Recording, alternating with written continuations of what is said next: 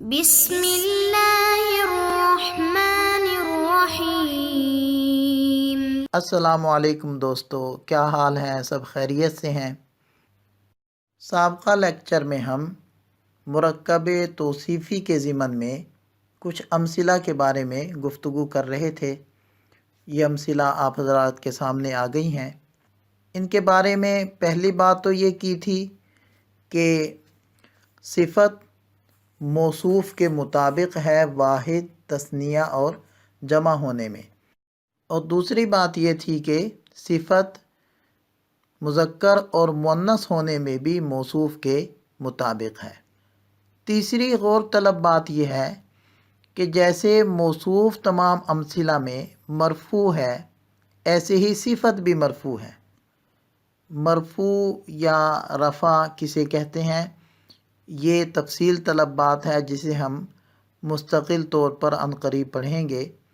البتہ یہاں اتنی بات ذہن میں رکھیں کہ جیسے مفرد موصوف، ایسے ہی الف تا والی جمع ان کے آخر میں ضمہ ہے، ایسے ہی صفت کے آخر میں بھی ضمہ ہے، اور تثنیہ موصوف کے آخر میں جیسے الف نون لگا ہے، ایسے ہی تثنیہ صفت کے آخر میں بھی الف نون لگا ہوا ہے، اور جیسے جمع موصوف کے آخر میں وہ نون لگا ہے، ایسے ہی جمع صفت کے آخر میں بھی وہ نون لگا ہوا ہے۔ چوتھی بات یہ دیکھیں کہ اگر موصوف کے شروع میں الف لام لگا ہوا ہے تو صفت کے شروع میں بھی لگا ہوا ہے، اور اگر موصوف کے شروع میں الف لام نہیں لگا ہوا تو صفت کے شروع میں بھی نہیں لگا ہوا۔ خلاصہ کلام یہ ہے کہ صفت ہر اعتبار سے موصوف جیسی ہونی چاہیے، کیونکہ صفت موصوف سے الگ کوئی چیز نہیں، بلکہ موصوف ہی کی ایک خوبی یا خامی یا حالت ہے، اور نہ ہی آپ موصوف اور صفت کی طرف الگ الگ اشارہ کر سکتے ہیں۔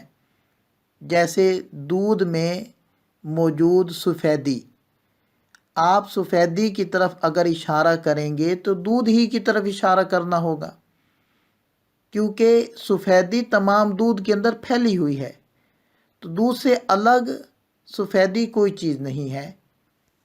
ایسے ہی صفت بھی موصوف سے الگ کوئی چیز نہیں، بلکہ آپ یوں بھی کہہ سکتے ہیں کہ اگر مادے اور ذات کے اعتبار سے آپ دیکھیں گے تو موصوف اور صفت ایک ہی ذات ہوگی، الگ الگ دو ذاتیں نہیں ہوں گی۔ جیسے ذہین بچہ، تو ذہین بچہ ہی ہے اور بچہ ذہین ہے، تو ذہین الگ کچھ نہیں ہے اور بچہ الگ کچھ نہیں ہے، ایک ہی ذات وہ بچہ بھی ہے اور ذہین بھی ہے۔ البتہ جب ہم موصوف اور صفت کو الفاظ کا لباس پہناتے ہیں تو پھر موصوف کے لیے الگ لفظ ہو جاتا ہے اور صفت کو تعبیر کرنے کے لیے ایک الگ لفظ لانا پڑتا ہے۔ تو چونکہ صفت موصوف سے الگ کوئی چیز نہیں، اس لیے صفت واحد، تثنیہ جمع، مذکر مؤنث، اعراب اور الف لام ہونے یا نہ ہونے میں موصوف کی طرح ہی ہوگی۔ لیکن مرکب اضافی میں مضاف ایک چیز ہے تو مضاف الیہ دوسری چیز ہے۔ جیسے کتاب زید میں کتاب ایک چیز ہے تو زید دوسری چیز ہے، کتاب سے بالکل الگ اور مختلف چیز ہے۔ لہذا مضاف کا ہر اعتبار سے مضاف الیہ کے مطابق ہونا ضروری نہیں ہے۔ جیسے آپ دیکھیں کتابا شاہدن، اس میں کتابا یہ مضاف ہے اور تثنیہ ہے، اور مضاف الیہ شاہد یہ واحد ہے۔ ایسے ہی مسافر القطاری، اس میں مسافر یہ جمع ہے اور قطار واحد ہے۔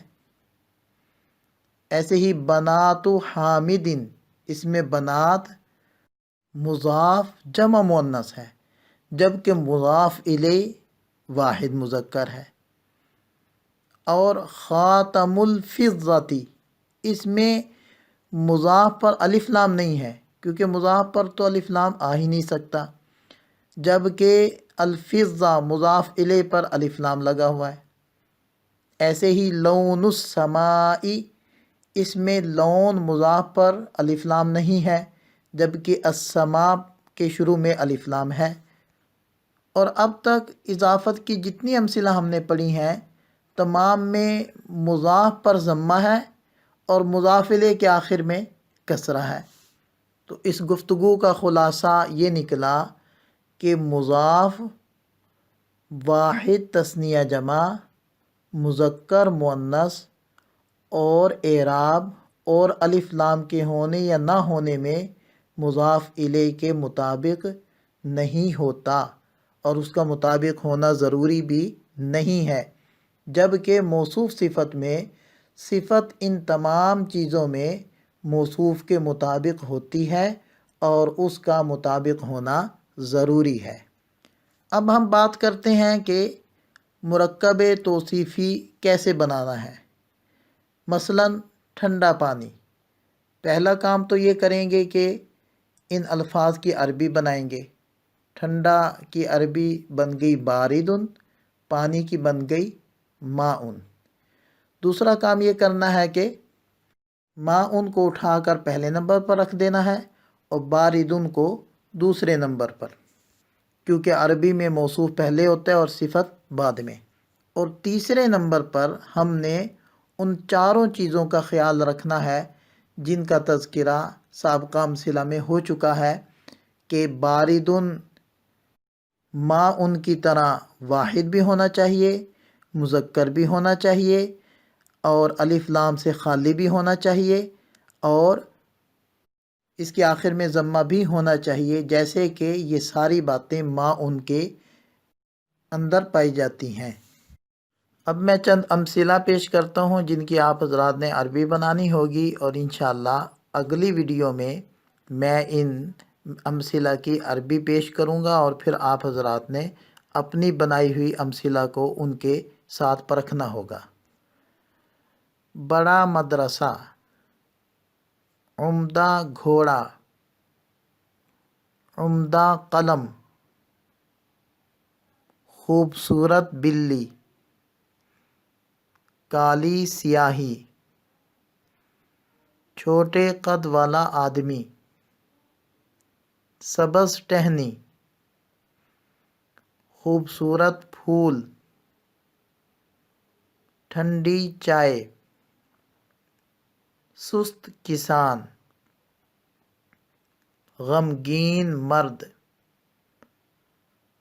خوش باپ، تھکا ہوا بھائی،